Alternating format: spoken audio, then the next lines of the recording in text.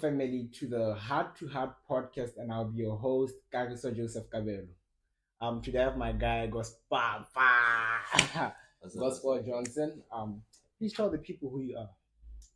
Hi guys. My name is Gospel Johnson. I'm from Swaziland, and I'm 22 years old. Currently studying psychology in BAU here in Cyprus. And what can I say? I'm a pastor's kid. You know, Yeah. I play drums. And I'm a very very calm gent as well. I think I can say that. I think That's that's cool. just brief about me here at the moment. Nice. So somehow me and Gospel met during the summer, and we got to find out we're both pastors' kids, and we had a nice combo. You remember that time during the summer? Hmm. So then I was like, nah, we really have to have this combo on camera, and probably people can get to see how we see life as pastors' kids. Yeah, of course. So yeah, we're gonna dive into a conversation regarding being a pastor's kid. So how has life been for you from your early ages? From let's approximately say from birth till your early teens. How was it? Okay. Let me say it has been um church confined because as I said, I'm a pastor's kid. I grew up in a pastoral home. From birth, you having this early morning devotions, late nights prayers for birth. So it's been like that all along since I grew up. We having these prayers, we having devotions, we having lectures, Bible studies in the house until when I started like high school, because I used to go to a boarding school. So I had less of that because I used to stay at school. So yeah, I think that's basically it. My life has been confined church wise. I didn't really have time to go out or time to be influenced by the Well, outer world. Yeah. So my life has always been church confined. That's what I can say. so at your early age, do you see it as a good or bad Well, I never saw anything against it. I thing? thought it was something that's good until I got into high school. Because then You you're know, innocent, eh? yeah, Yeah, when you get yeah, into high school now, you meet people, they find out you're a pastor's kid, and they start telling you, hey, this, that. Now you start to think, like, okay, wait, yeah. I think what I thought was good is actually sketching some people's eyes, like, ish. Yeah. And then from there, as you're growing up, you start thinking like, oh, okay, you start facing some challenges that they also talk about that you never knew of. you Yeah. know so I think most of the eventuality came through in high school. That's what I can say. Okay. Now, cause same, I feel like those early ages, it's when it's soft, Baba. It's nice, cause you're traveling with your Of pastor, course, your father of name. course. There's that love that comes from the church. You Mm. understand? So then it's soft. But for you, when is that point where it clicked that nah, I'm a PK? Cause let me give you an example. With me, I think I used to just see myself as other children more in the church. But there was this one point, and other kids can ask for stuff in the house, Hmm. in the church from other elders. And now with me, I remember asking a lady, this other lady in church, like, yo, um, I want knickknacks, I want snacks, you Hmm. understand? And a lady, bro, came from like the side, and bro, she gave me a whipping. So Hmm. I think that's when it clicked that yes, I'm like these other people, but there's a standard I have to live by. Hmm. I think that's when now I realize that I'm different from now other kids. I can't live like they live. Hmm. So that I would call it a realization moment. That's when I was now like, okay, now I'm a PK. Hmm. I can't live like that. How when was your moment where you felt like, all right, now I'm a PK? I think the only thing that comes to my mind Mhm. was there's this one time, I think I was in maybe grade 6 or grade 7. um I'd come back from school, and my parents went home at the moment, and I think they're like they're still at work or something. Mhm. So I was out with those, those kids, balakasi, I feel you. So Yeah? we're playing, and you know how kids are. We're It's playing, nice. getting dirty and all of that stuff. And here comes my dad. My dad comes, he sees me with those other people we're playing. He also gives me a whooping, and then he's like, "You can't be like these people. These people appear from church. How do they want? What do you want them to say about how we train you guys up? Because we're dirty, we're playing in mud and all of that stuff. You know how kids are. But then for me, I'm like, "Ah, but I'm just playing. I'm just a child. You're just living your life. But he mentioned something that we are different. You can't just be seen Doing like this, anything. doing anything. You have to be composed. Mm. There's a certain standard, there's a certain way they see us as pastors, and also how they expect our children to also be. So I think that's when I went like, you know what, I think there's a way I have to live my life now. There are limits to things I can do. There are limits to people I can talk to. There are limits to stuff that I can engage myself in. And since then, I've been able to maneuver my way around stuff. There are good parts. There are also, those off parts. But yeah. Nice, nice, nice, nice. So now let's talk about now after you have realized what an okay, I'm a PK. Yeah, yeah. Now let's talk about from that phase or that time till date. Let's Okay. talk. Let's try focus on the challenges. Okay. Um. How has it been? And are there any challenges you picked on during the course? Okay. I want to say something. As a pastor's kid, Mm-hmm. there's this saying that people say, they be like, a pastor cannot give birth to a pastor. They say that a lot in Swaziland. Mfundis akamdala mfundis. That's just the translation. A pastor cannot give birth to a pastor. So when I got into high school, you get exposed to boys who do, crazy stuff, because this is boarding, mind you.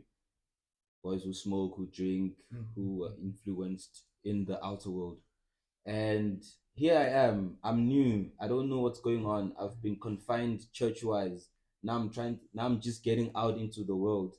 And I'm in high school. People find out I'm a pastor's kid. And then How was that for you? The moment people realized what a was Papa is a PK. How was it for you? Did it affect you anyhow, like negatively? yeah, it did, because I was trying to also fit in, but at the same time, people are like, "You're a pastor's kid." And now I try to hide myself from that, because I'm trying to fit in.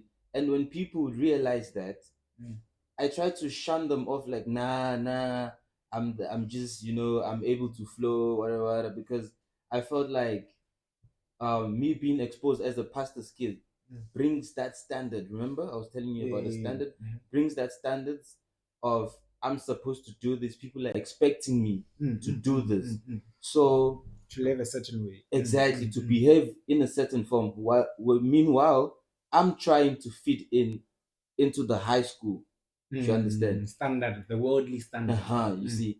So the challenges I faced was having friends, because now people see me as this innocent kid who doesn't want to do stuff, Which you aren't. which, mind you, on the other end, you see I stuff, feel you. Yeah. you want to engage yourself in this, Mm. but you know that I can't, because what would people say of me, because at the same time, you're thinking of your parents' ministry, you don't want to disappoint them, you don't want to let them down and stuff, the teachings they're teaching you, and all of that kind of stuff. So I remember this one time in high school. I was in boarding, right? And we had this little discussion. Guys, it's Friday. We need to watch something. At that moment, they took away the DSTV decoder from our common room in the house. So we're like, okay, you know what? Let's go somewhere and borrow a DVD player, something like that. We go out. Mind you, we're in boarding. We're not allowed. We go out. We do this. We jump the fence. I'm sorry, guys. It was a crazy time. It was a crazy time. We jump the fence. We go out. We borrow the DVD player. On our way coming back, we got caught. So when we got caught, everything was chilled. This was on a Friday evening. Everything was chilled. Monday comes. Now they're announcing the situation that happened on Friday, and people were shocked to see me part Because of you there. are past. Do you understand? Yeah, yeah, And yeah, now it's a thing of they never expected me to act such a way. And I'm like, guys, I'm a human being also. Do you yeah, understand? yeah, yeah. I can be I can be You can also mischievous flow. enough. Yeah, yeah, Exactly. yeah, I can be mischievous enough to do stuff. And in my eyes, I saw that as like it's just a 2 minutes thing, just do it fast and come back. But eventually I got caught and I was part of the crew. So the challenges that I can say is trying to fit people's standards, trying to meet up with the standards of being a pastor's kid is a lot. It's a lot of pressure. And also in church, um, most times you are the one to mount stuff, put the chairs yeah. The in, working, clean yeah, the working of church, yeah, the the working side. cleaning, carrying your father's Bible always. I'm not saying it's a bad thing, but you know that right now there are people who are doing that. You understand, the PAs, but before that, When it's still when you starting, still starting, yeah, you were the main guy for church. mm. When stuff is going on, you have to carry instruments. It's you. And, When and you and have to. actually, there's a trend I've observed that most pastors' kids are versatile. You Mhm. find out they're good in sound, they're good in Yeah, media, they're yeah, good in yeah, drums, instruments. Yeah, yeah, yeah, yeah. So I think yeah, it's what makes you guys like that. yeah, Cause yeah. yeah, You find yourself doing so many things, mm, so many things. Um, the only thing you might not do is maybe preaching at that time yeah, because you handle. And one thing I can tell you is that in church wise, you find yourself being the HOD of many departments that you don't. You just find Were yourself you were in you there. in HOD in any department, or it's Uh, something you observed generally? uh, yeah, back home I was actually part of the HOD, the directing team of the praise and worship. Can you And imagine? how old were you then? I think I was mid-teens, 14, 15, you know. Oh. So I have to be there early, Mm. prepare the stage, It was it was But it wait, was a wait, tough wait. moment, but Was it tiresome back then, or when you look back, hmm, you realize how much you're working? Like never hold like peace, something like that. Is it in the moment? Was it feeling as if no, I'm being over, or I'm overworking, or I'm being used over, or it it's something you reflect back and be like, nah, but nah, that was too much. You understand? um well, during that time Mm-hmm. I could tell that I'm overdoing. Mm-hmm. I not I'm overdoing, but I'm being overworked. You know, Mm-hmm. you've been waking up 6 a.m. We're going to clean the church. Sunday, Wednesday, the service. You're coming back from school. The first thing you don't eat first. You have to go to church to make sure that it's prepared for the service. Do you Mm-hmm. understand? And Saturday again, you're coming back for rehearsals. You have to make sure that the doors are opened. You have to, that kind of stuff. But at that moment, you don't see it as something huge. You end up getting adapted to it. You end up accepting that, okay, this is me. I know that Monday I'm doing this at church. Tuesday, this is It becomes a part of you, how you live exactly. life now. But as you say, right now you look back, you be like, hey man, You miss that oh, work, I yeah? worked, Shem. Mm. I worked. When you're talking to other people, like, I remember the times I would mount tents alone. Sometimes the tent will fall that Yeah, side. You have to run. yeah, Bro, yeah. it was a moment. It was a Mm. moment. So now you think about it, you're like, yeah, I needed time to rest. I needed time to rest. But And at time the to same live. time, Or do you feel like, yeah, time to leave. Yeah. okay, now I feel like your relationship with God is slowly getting there. But do you think at times you feel like you miss an opportunity of living? Mm, I can't really say Mm. because I expected to be influenced in high school. Do you understand what I mean? Like, I thought when I get into high school, Mm. meet up meet people, meet uh, different types of people, you know, you teaching me stuff that I'm not used to. I was Mm. thinking that I'll get influenced into bad habits, Certain things, those yeah. kind of stuff. Get in the world of high school. You know how high school is. The typical one we Yeah, get. Yeah. but For some reason, that peer pressure I was expecting never really got to me. I was that one kid who I really took, because my parents really taught us good. I'm not gonna lie about that. They taught us good. They showed us the correct path. For the mom, You for the know? mom and dad, Yeah, for the yeah, mom and dad. exactly. So when I got into high school, I never had that pressure. I'd see boys go out Friday, Friday nights, they're out. But I never got that pressure. Hey, let's go, let's go. Nah, man, I don't want to.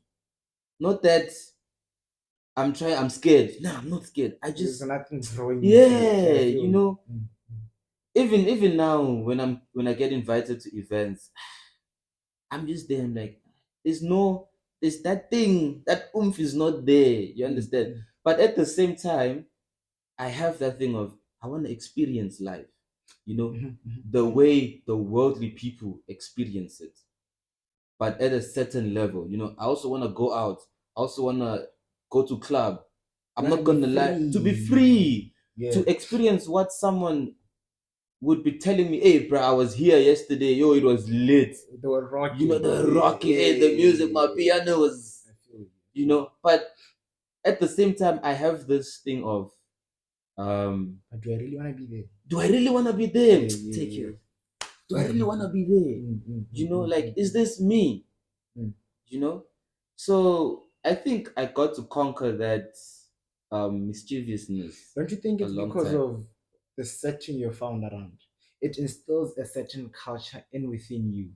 Mm, So now even when people are having fun, okay, let me say it this way. There are times I'd go into certain settings and it's only fun for a minute. mm, But from there I feel that nah man, this is not me. mm, Because of the culture and the habit they instill in me. You mm, understand? In the process of you always finding yourself in the setting of church. mm, You understand? Um, but yeah, I'm in agreement with you. Hey bro, for me it's sad till date because I found myself attracting from primary though, primary high school. I don't know if I'm attracting or it's the other way around, but people who are in the world. You mm, understand? And from primary small little things, you'd find out there's something like mm, someone who fellowships at church is like, yo, bro, the pastor's kid, you can sing. mm, You see, mm, it starts with those small things. You mm, vie my junior high school is a lady who I really have to give her applause to, who really played a great role in who I'm becoming. But you feel as if you are imprisoned mm, to a certain way you can live. I remember now because of the standard my parents have set, I'm now not allowed to be around certain people mm, because they'll lead me astray from who my father or the brand my father has built. mm, So you find yourself now wanting to live. You understand? And you feel as if you are oppressed the opportunity to live. You understand? But I'll talk much on it. Um, in this next one, I want to ask you, which is how do you? There's this thing that people say most pastors' kids are rebellious. mm, I'll answer it first because it's in relation to what I was just saying now. But I want to know if you're in agreement. Do you think we are rebellious? Then, if yes, what do you think makes pastors' kids rebellious, or what makes us rebellious? What makes us rebellious? You understand? And mm, if not, then what generally do you think is going on with us? With me, I feel like, and it's a pattern. I'm also seeing it in your life of standard. mm, Um, I feel like you see from birth, from me, I can do anything everyone does. Same applies with your life. You can just play with certain people. So it's a thing of there's a certain standard we have to live up to. mm, And earlier on, when I was thinking on this conversation, something came to mind, which was an illustration of a balloon. mm, You know how a balloon you can compress, but at a certain point it's gonna explode. mm, You understand? I want you to follow me. So I feel like pastors' kids are restricted, and with time it's building up with them. And unfortunately, it sometimes it can burst early. which I feel mine bursted early in my high school. That's why I feel like I have already lived that whole life early. And now I'm given that freedom and I'm not tempted to it if I don't want to. But unfortunately for some they get that freedom, the balloon bursts when they get into places like varsity. And unfortunately varsity now it's where the pressure is heavy. And you can get also unfortunately to find yourself in a foreign country.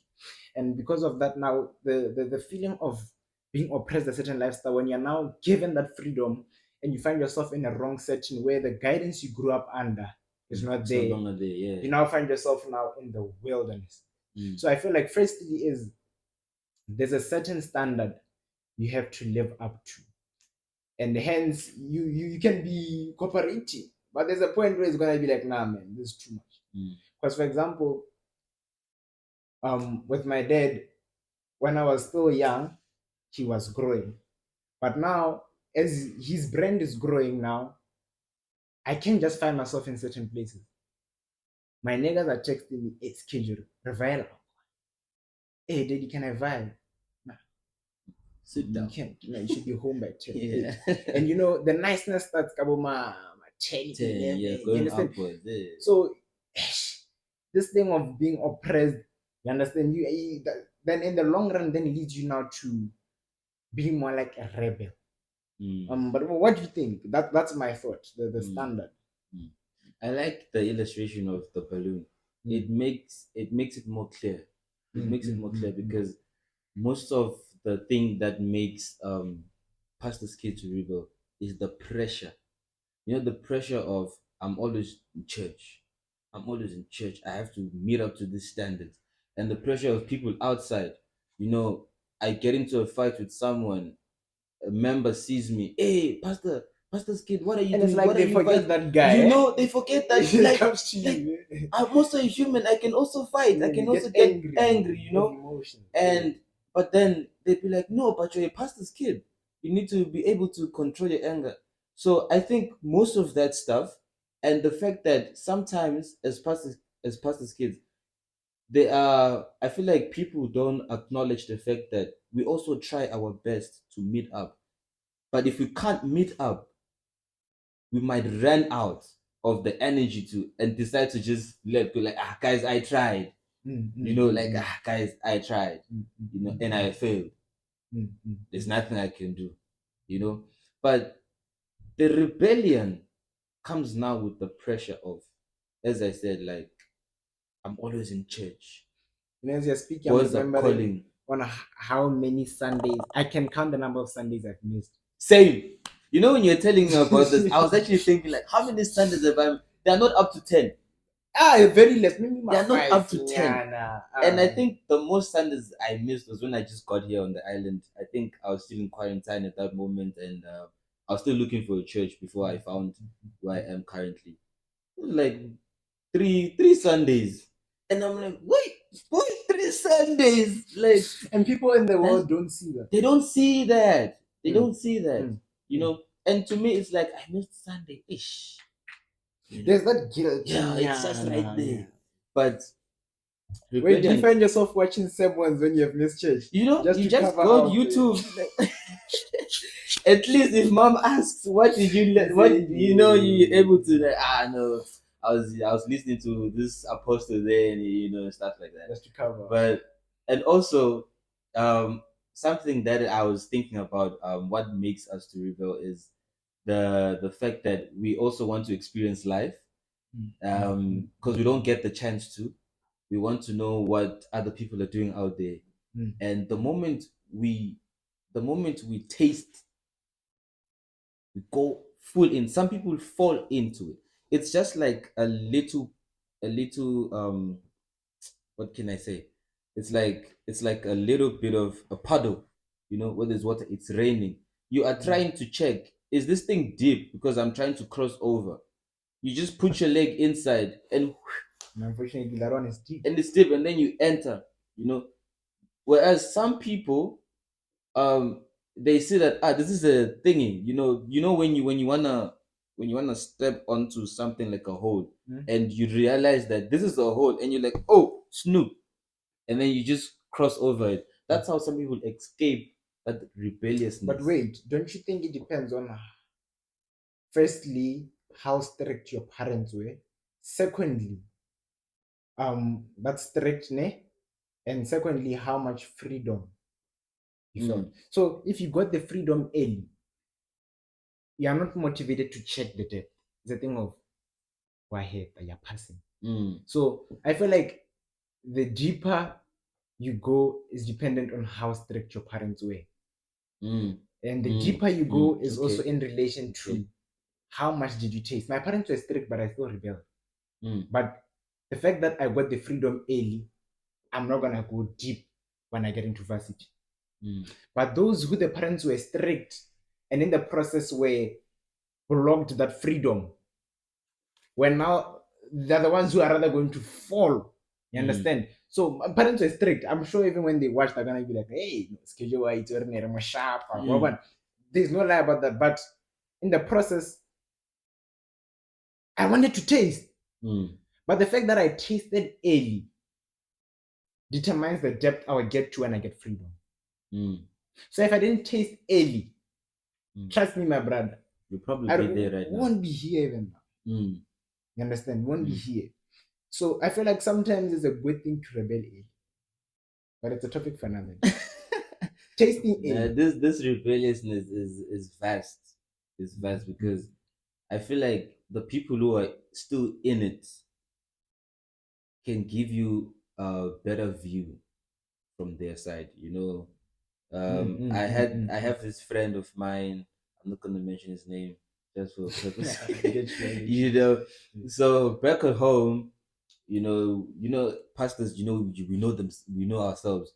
Your father gets invites to other churches to minister. You there, you meet the family, and now we all know each other. We're family friends, and then years down the line, you meet the kid doing stuff out there. So I met this my friend.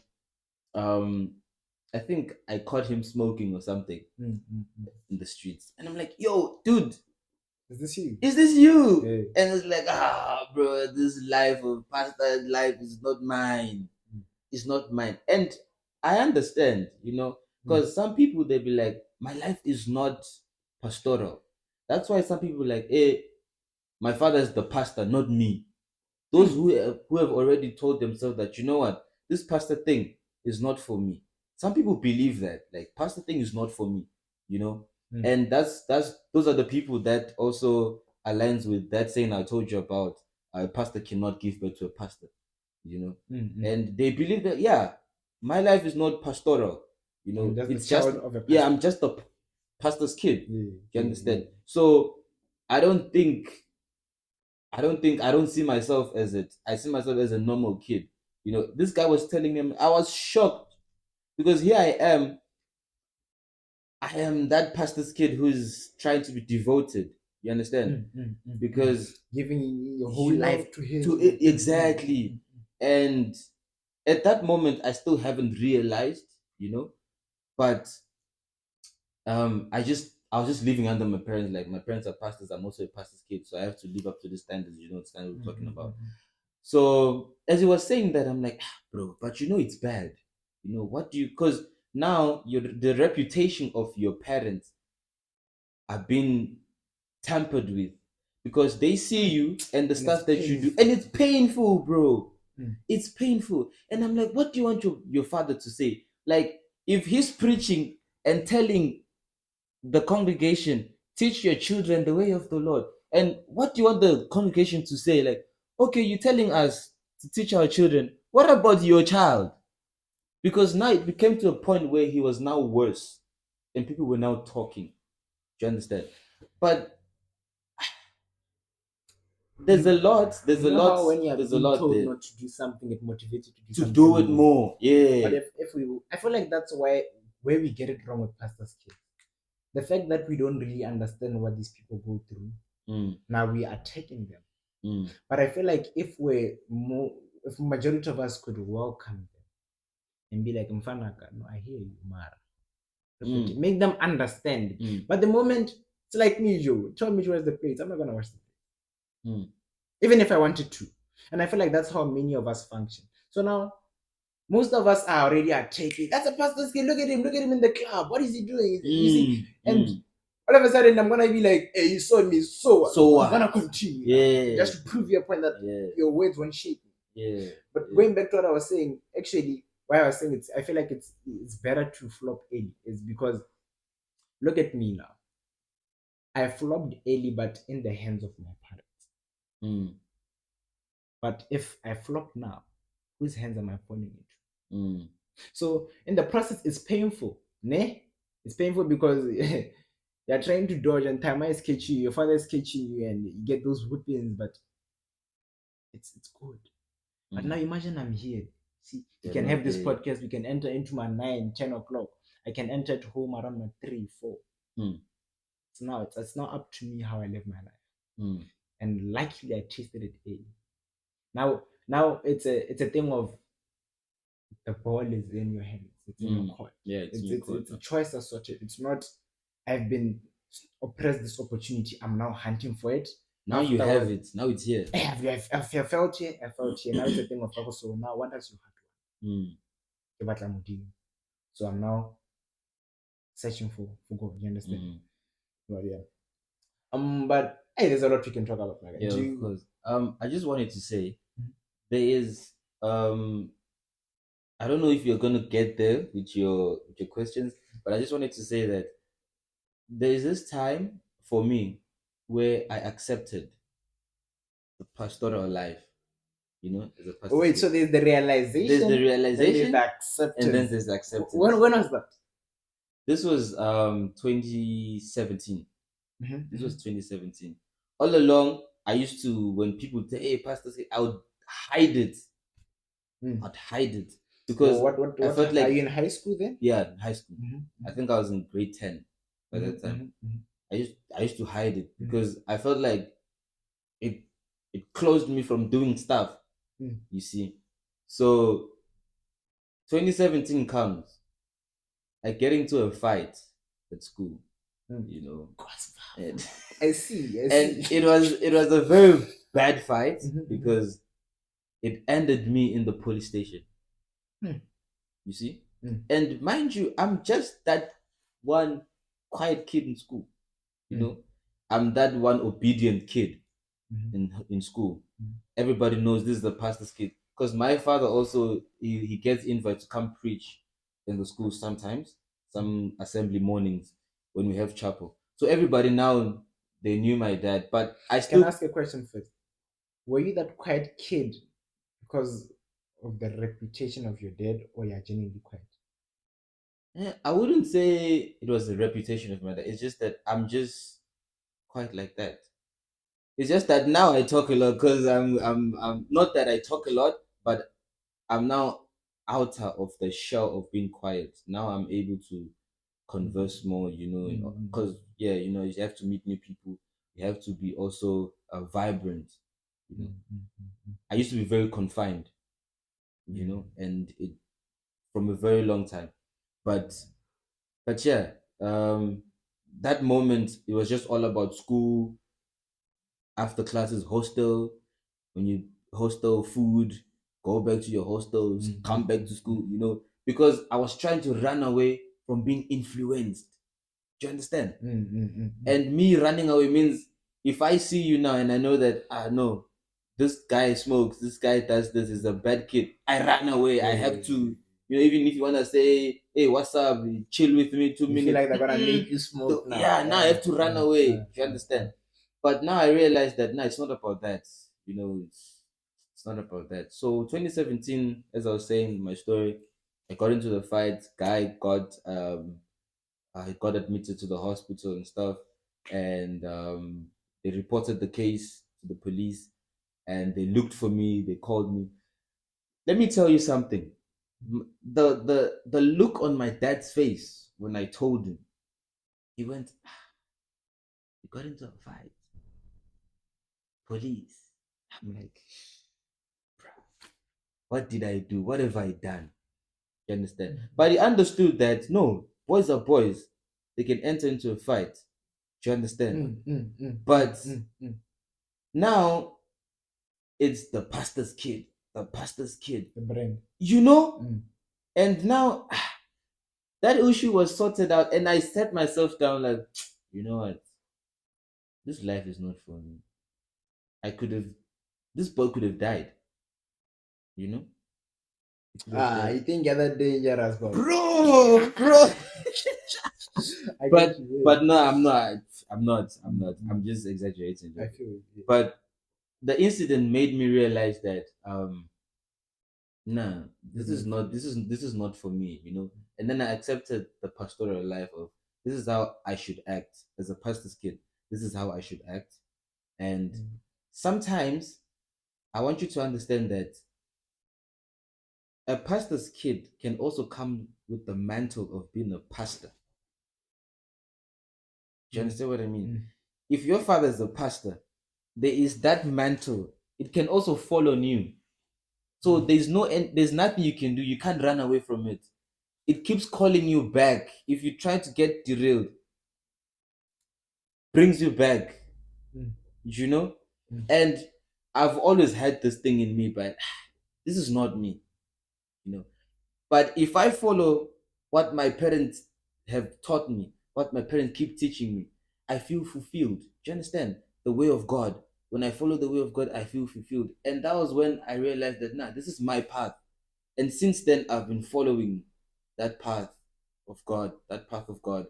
And I've been fulfilled. You know, I have this feeling of, yeah, this is me. You know, your identity is there. Yeah, this is where I'm finding myself. You know, and that's what I've always Preach gospel.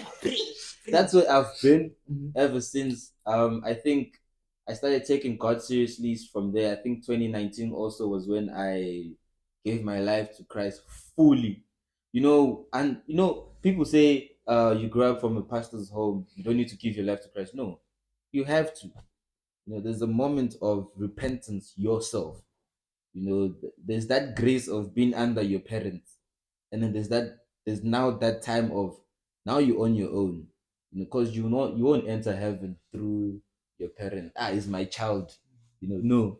So 2019 was my year of acceptance of, yeah, I'm a pastor's kid and I have to live by the standards of being under the mantle of being a pastor.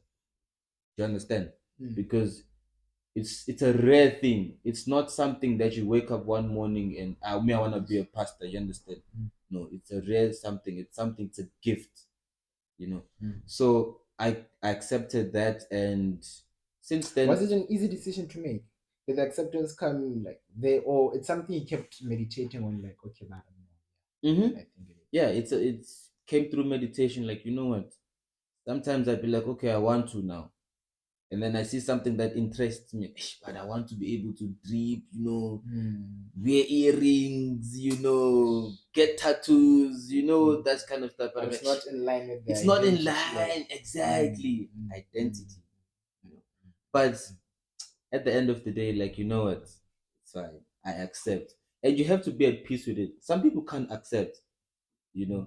Like let me say, like, for instance, you You're starting. You're starting. are you in your stage of acceptance, or you are yeah, would you say you're still going through it, or I was actually gonna bring it up on in relation to that, but let me say accepting I'm a PK first. I accepted I'm a PK in my form 3. I think that's also around grade 10. Yeah, grade 10, yeah. I think then I'd realized that now it's as if I'm embarrassed of being Christian. I'm embarrassed of being a PK. Because like back then I would say I was low key, no, and everyone knows I'm scheduled. But now people who really knew me, I felt like they want to use it against me. So we'll be chilling in a class and it's all vibes, and someone just pops in and is like, schedule, like I don't want to muruti. And I feel like, you don't do that. And it used to be ranging me. Because now I feel like if people found out who I really am, will I still be looked at the same? Would you have your circle around you? Will they still, yeah, will they still want me around? Will I be that same guy people could laugh at his jokes? Will I be someone people could listen to? Would people now be comfortable smoking around me, being themselves around me? or they'll be forced to now have a certain image they want to portray when I'm around. They won't say you want to teach them the Bible. Those funny jokes, when it's a thing of, Now you hear, now I want to learn about Jesus. Now. And I'm not, at that moment, I'm not even about that.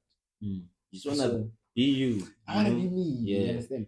So in the moment, it was a thing of, now, God, I feel like I'm denying you much. And there's a bit of guilt in me. And I remember that time I actually did a deep prayer. A deep prayer in it was a Form 3 before an exam. And I think that's when I accepted, now, God, I want this. Now, secondly, about the ministry thing, I think I'm in a phase of I'm learning who God is, and I'm building my relationship with God for me.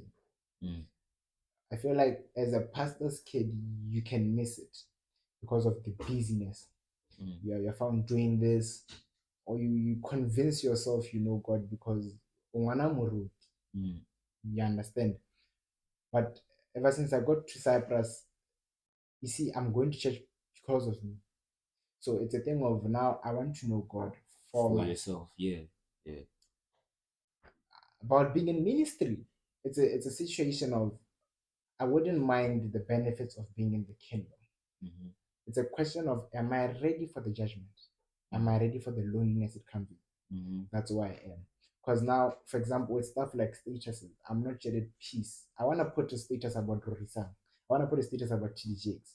But there's still that fear in me of, will those people look at me the same? Will they question me now if they see me in varsity and I'm the same guy who can post TDJX, but I want to laugh around with them when they talk about literally anything? So I would love to find myself there, but am I ready for that life?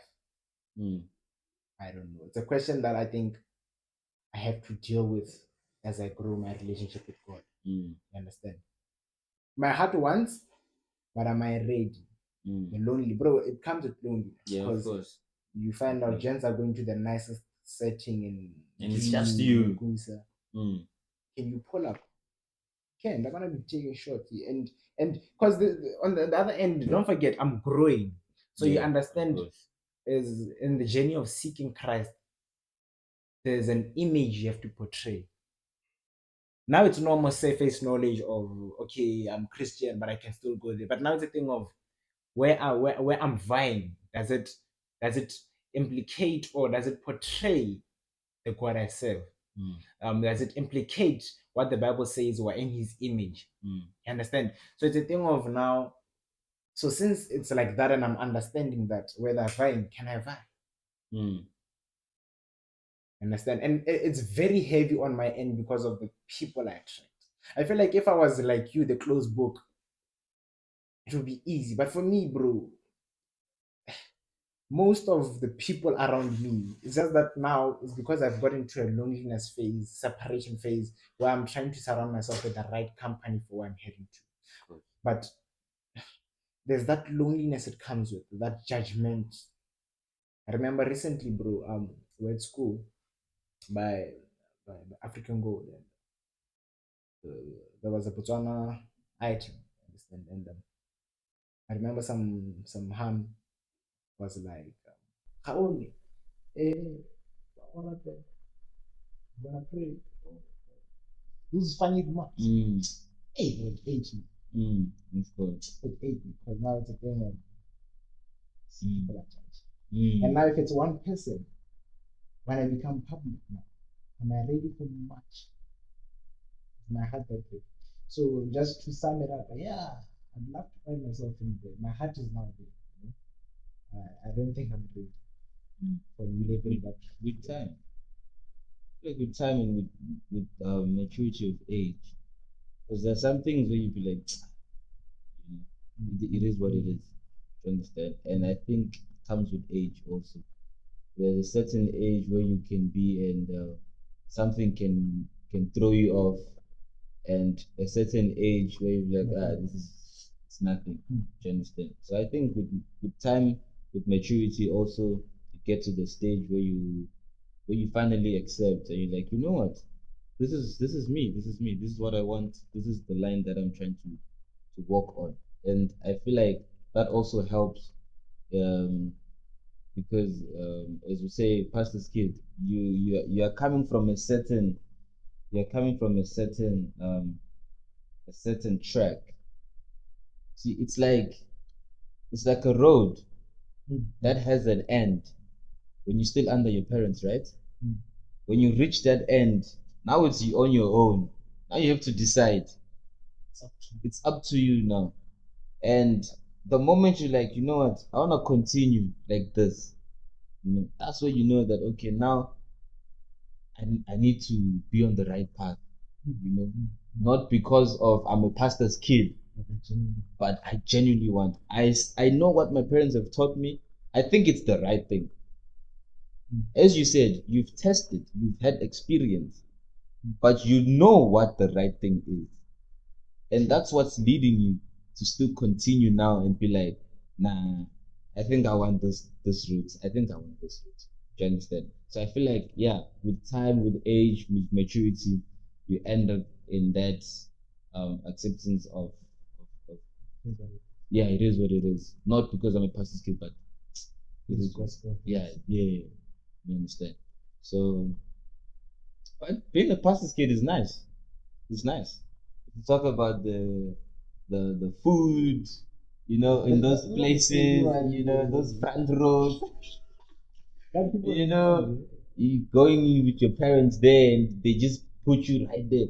I remember this one time my dad got invited for administration and they only took him, the church, the ushers, they took his Bible and stuff, and he went, where the pastor stayed in front there, and they took him there, and I was just there, the back seats, and I'm there, and it's a big hall, so I'm up there, and I'm just chilling, and this usher guy just came to me and like, you are Pastor Johnson's kid, right? And I'm like, yeah. Your seat is that side. Bro, I went to the front, my guy. I'm like, and I was there, people were looking at me. And you know what's funny? My dad will always give this regards, when he's up there. Yeah, I'm here with my son, gospel there. And then, everybody, So those moments were really nice. Those moments were really nice. Yeah, yeah, it's nice being a pastor's kid. It comes with it has its cons and stuff, but I feel like most of the time, most of the good parts, most of the good parts we overlook.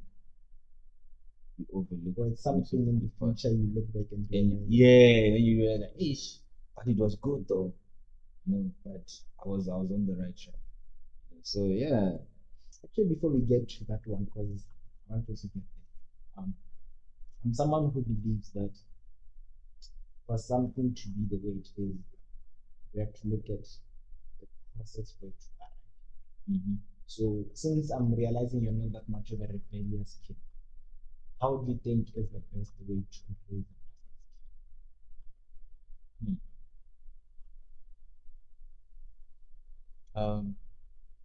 I'll tell you through experience.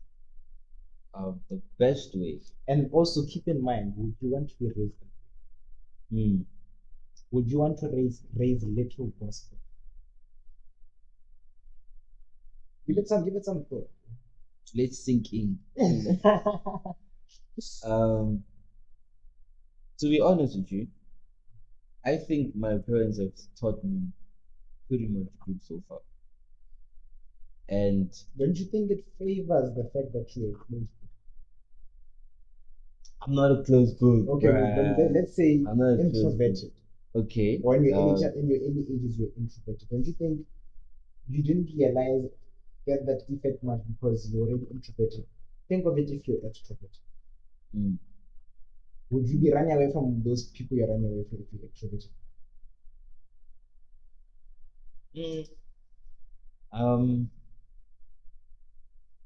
Okay. What I can say is the best way is to have these communications, these conversations with them.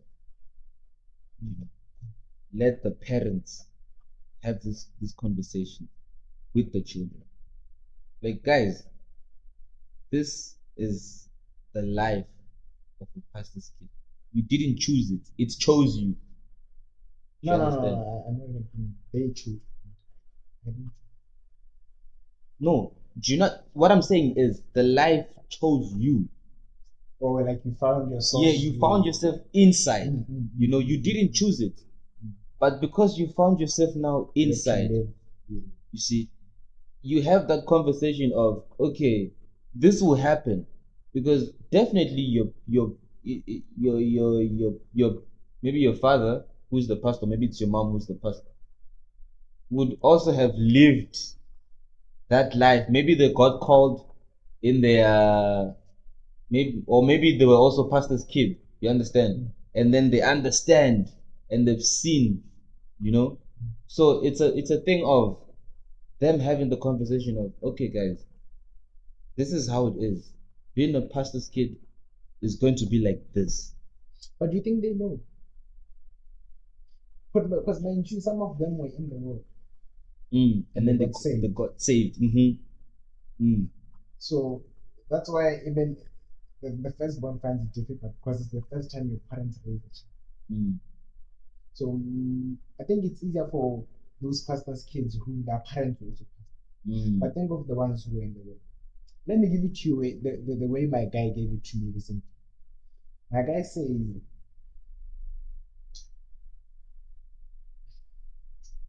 in as much as there's a standard, parents shouldn't forget that one, they are the pastors, we aren't the pastors. Mm. Two, for them to be who they were in a position whereby they were also put into the world. And it was a personal decision that made them come to Christ. Mm. Hence, parents, now this is me speaking, I feel like when you give me both options,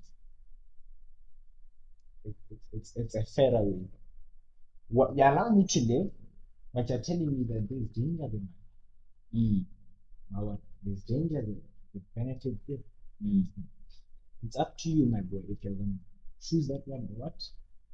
I'm just gonna father you, not as a pastor's kid, not as a pastor, but as a father. Mm. So That's why. when I'm given the opportunity to flow, Mm. I won't rebel. But Mm. the moment I'm only given one side, which is the side that doesn't feel nice, which Mm. is the pastor, the Christian life only, I'm bound to now rebel.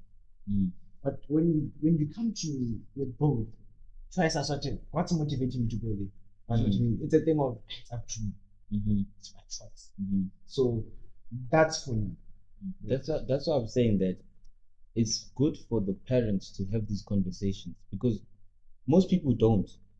Most pastors kids, they don't have these conversations with their parents, Mm. because you can say, hey mom, this is happening. I feel myself drawn to certain things, but I know that I'm a pastor's kid and I'm not supposed to do it. But I have this thing of, I'm too mischievous to want to know, to experience, to also be in a certain circle. Do you understand? And sometimes parents wave it off, but I feel like it's something that you need to talk about with your child. As a pastor kid, you need to, like, okay, guys, what's going on in your lives? At this moment, what are people saying about you being a pastor's kid? What are people saying about you being a human being? So it's a thing of having a conversation with your parents, they opening up to you about the life of being pastor's kids, and you also tell it exactly, so that you guys can come to an understanding, just like what you're saying. Like, they can also give you the platform of, okay, I understand what you're saying. The life of being a pastor's kid is like this. This is what you can get from him. This side, this is also how it is. I'm bringing it to you. Choose. I'm just the guy. But wait, do you think I don't want to say this generational parents, but parents at large, mostly pastors' kids, create an atmosphere for you to be a real person? Because I hear you saying, because that's how you'd raise yours. Mm. But when you look back, do you think you're given that opportunity to be real? and express how you really feel. But I think it's something that yes, we can say we're gonna work on it since now we have seen it. We'll do that to our kids. But do you think where we come from? Because now it's not only us. Because I feel like it's a generation of us. Yeah, yeah. Do you think most of us have been given that opportunity to genuinely be vulnerable? I don't think so. I don't think so. And the reason why I say that is because um, sometimes um, the life our parents back then, the way they were brought up, right? Children have no say. Do you understand? The world back then, children have no say. Whatever the parents say, it's final. But now we're in a world whereby I can give you my viewpoints, you know, It's valid. and it's valid, yeah, without being beaten or something, you know, because back then you give your point, you get beaten for saying something that's right. Do you understand? But now you can say something that no, but this is how I think things should be. And instead of them arguing with you, they can also be like, okay, we hear you. Do you understand what I mean? So I feel like right now it's the generation now has like us. I feel like we're gonna have a better communication, you know, with our parents and with our children. The communication there will be better than it was because right now, then before you are scared to say your point, you know, when you're tired of going to church every morning to sweep, you can't tell your dad, hey, dad, I'm tired. This, you know, wakes you up 6 a.m. But now go because you to, felt the pain of it, you know, it's easy for you to now understand how exactly, you know, because now you're able to ish sleep. Don't worry, I understand. Because when you are in a situation, when you've experienced something, that's when you can be able to tell someone who's also in that situation, like, you know what, I know what you're going through. You know, I've been there, and because I've been there, I knew what was supposed to be done. You understand? Like, I'm tired, but I can't tell my dad that I'm tired. But I've been in that situation, and I know that my kid is tired. So now I can see that, and I'd be like, you know what? I know you're tired. It's fine. Chill. You understand? Chill, it's fine. So yeah, back then we didn't have much freedom of speech. You know, communication wise with our parents were very, very limited. We only have those yes and thank you type of conversations. But now we have conversations whereby we can bring up our points. You know, right now I'm even lucky I'm able to tell my parents what I think. You know, back then I used to be scared to bring up my points. This is how they say, one gotta be someone, one gotta be like, yeah, now speaking back to you. Yeah. But now it's a thing of, nah, but dad, you understand? You know, like mom, you know, bring your point. But also, I feel like the tone in which you do, because there are tricks to these things. You know, sometimes you wanna say something that can sound harsh, but you say it in a soft tone. You know, it can also Just help. what you're here. Yeah. So yeah. What I was about to say is now what I'm picking is I don't blame them. Mm. I feel like the fact that it's my first time raising pastors kids makes sense, but it's painful, me. But now when you look back, it's I don't blame. How am I going to raise my first child?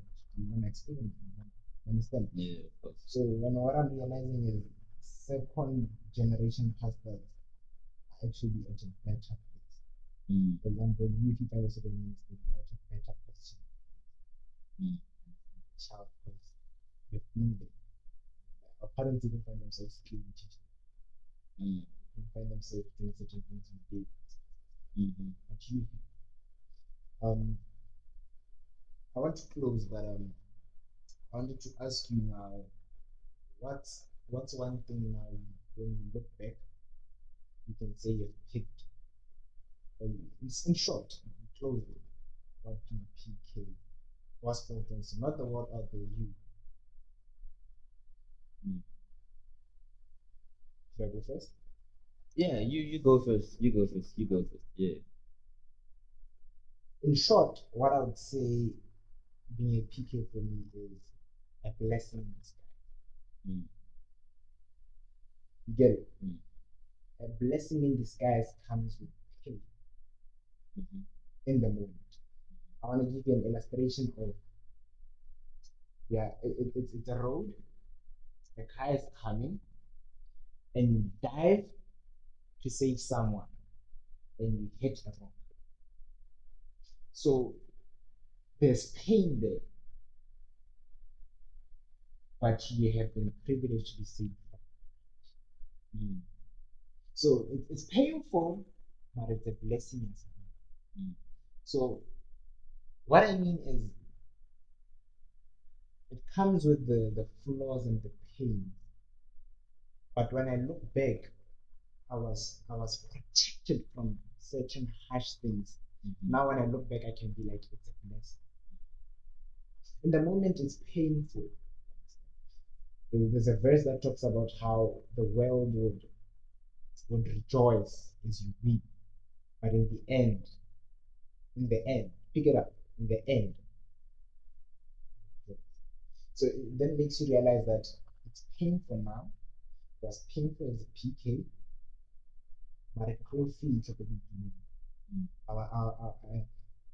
now currently living how I'm pursuing my passions. But all those things of them blocking certain things from me, which was painful. Don't go there. Come home at this time. It's painful. Just protected me from much. You get to hear your friends tell you that, hey, my phones got stolen. And it's only when you look back that club when they went there, I have anger. Imagine I was put into those settings. Probably I'm the one who could be disturbed. But sometimes the impulsive one is not the one who's doing it. I'll probably be the ones who would be beaten up and all. You understand? Coming home as a pastor's kid. So, but when you now look back, you then realize it's but yeah, that's me. And what do you think? That's a solid answer. Give me that one. That's a solid answer, and I'm glad that you see it that way. For me, I'll bring it into the part of being brought up with good manners, because my parents tried their best, and I can say that their best worked for me. They they added Christian ways, and they added human ways to bring me up. I have manners that an elderly person, someone who's like 28, doesn't have, and yeah, I started being mature from a young age, that even people, I had one sometime my dad was telling me that one of his friends was telling that the kids are really well mannered, and these are things where you be like, someone who's 28 is acting off, so I feel like, as you said, it's a blessing in disguise, and I agree with you on that. My parents, they showed me the proper way. They gave me that point of, my guy, other things here is vanity. This is the life. It's up to you. And when I got to the point of realization that, no, what they were teaching me all along is actually what's true. And one thing I still hold on to is the way of Christ. I grew up praying. I grew up reading the Bible. I grew up, doing church and service in church, giving, all of this stuff. That thing is a part of me now. That I know that if they never taught me, I probably wouldn't be doing that at this moment. It's a thing of, I'm really, really well vested into church ways. Some people find it difficult, but It has already become a part. yeah, it's a part of me that if I don't do it, I feel like, something's missing. And I do it with joy because I know of the reward that comes. As you say, you laugh at the end. It's not nice. It's not nice. But yeah, so my my commitment to Christ, my commitment to living for God started way back. I didn't see it then. I didn't see it then, but now I'm thinking of it like the benefits. I'm thinking of it now like, but if my parents didn't teach me like this, where would I have been? You know, I was telling my housemate the other day, like, what if I didn't know how to play drums? What if I was not a pastor's kid? Where would I be? Do you understand? Like, do you ever ask yourself? Where do you think you'd be? Bro, I don't know, man. I don't know because I'm a very mischievous person. Very mischievous person. And I I feel know. like, I know. what do you mean you know? And Yeah. and I feel like me being mischievous would have landed me in places that yeah, bro, bro. And you know, I keep asking myself, where would I have been? You know, would I be churchy? Would I be, you know, it's one of those things whereby you never get the answer. You know, you can ask yourself the same thing. You know, if you were not a pastor's kid, where would you have been? What would be your name? Probably. Okay. You know, you know, and I'm really grateful. I'm really grateful, honestly, and I feel like this is the life this generation is coming into, despite the fact that pastor's kid or no pastor's kid, the life of Christ, the life of God, I feel like it's the way. Not that I feel like I know it's the way. You know, when you have it inside of you, and it's something that pushes you to become better, not for you, for Christ, for the end goal. You know, some people now they're living life. I want to go to heaven. I want to go to. It's much more than that. It's much more than that. What are you proving? Proving that you want to go to heaven. If you're still proving that, but anyway, now we're diving into things now. You understand? But what I can say is, my discipline as a now you're starting, bro. Now my discipline as a human being, my characters, my mannerisms, you know, exactly molded. I'm on fire, my guy. Been molded, you know, and it's something that you need to be grateful for. If you find yourself in such, bruh, the life out there is weird. Life out there is tough, you know. Find yourself in such, you just have to be thankful and yeah, man. Yeah, man, it's a blessing in disguise. It's a Actually, blessing as in you're disguise. speaking, I'm realizing on how there are certain principles I live by that my father instilled in me. That even when he's not there, Mm, it's as if he's speaking to me. mm, So I could want to step out into a place and mm, camera doesn't.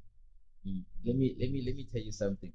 Um, when I started, I think my first primary school was a private school, and then I went to a government school. So when I started this government school, me and my sisters, my parents would give us this word. They'd always say, wherever you are, remember the son and daughter of whom you are. Bro, those words. Bro, those words. Remember the son and daughter of whom you are. If you're trying to be funny out there, I'm a son of Mr. Johnson. See those words, my guy. I'm also giving it to you. Remember, remember, you know, and it's something that it never leaves me. You know, I find myself in funny places. I'm like, who am I? Who am I? Is this me? Nah. You woke up fast. You know, it's like someone gave me a hot slap. Bah! Let me go home. And like, you know what? I thank you guys. Dago. You know. So yeah, man. Those words are one thing that I'll never forget. Man. Never forget. It's now me. It's now me. Okay. It's now me. There's a lot we can talk about. Of course, of And I'm course, hoping of to course. see you back here. Probably could. I see you're cooking now. Yeah, you're cooking. You're diving now into the Hey, hey, Munda. Do it Yeah, for yeah. them, bro. The like, what thing. Do it for them, my guy. Do it for them. Do it for them, my guy. Guys, just want to encourage you people to, subscribe, pull up, pull through, watch this guy. This guy is taking us to greater heights. We are not me. Let me not put myself in. He is bringing impartation into the new generation, and you guys being a part of this would benefit you all very much. And yeah, you guys stay tuned. Greater things are about to come. Greater things are about to unfold. Stay tuned, guys. And yeah, man. Yeah, How man. do you feel being the first guest? It's an honor. It's an honor. It's an honor. I was shaking at first, But same though. because I asked myself, I'm like, why do you choose me? Like your first podcast, me. There are other people out there who have got more things to say, but it's an honor, my guy. I really appreciate it. Thank you Thank so much, you. man. Thank you so much, man. And I'm looking forward to More. seeing you in enriching lives, impacting many people, and also people being influenced by this great thing that you've started. Yeah, man. Yeah, man. Yeah, man. Yeah, man.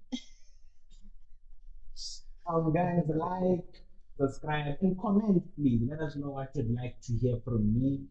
If you want him back, please let us know what you want to hear from him. The comments, the topics we'd like to hear from him. But from me to you, it's all love. KJK Scheduler signing out. Thank you.